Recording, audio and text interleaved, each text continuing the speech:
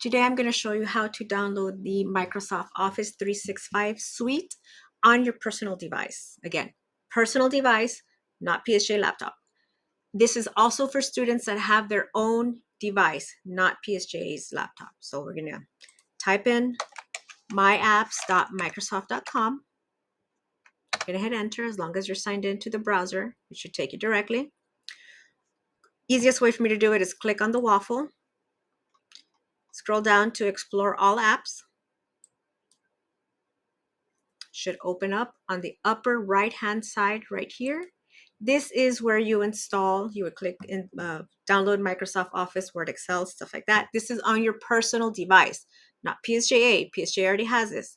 This also goes for students. Now, if you need to install on your phone, on your iPad, just any Microsoft app, download it from the App Store, iOS, Apple Store, Android, I think it's called Google Store. Just download it onto your device, onto your phone or iPad or tablet, and then you would log in using your PSJA ISD credentials. Once you log in using your full email, you have access to view those apps on your phone. That is all.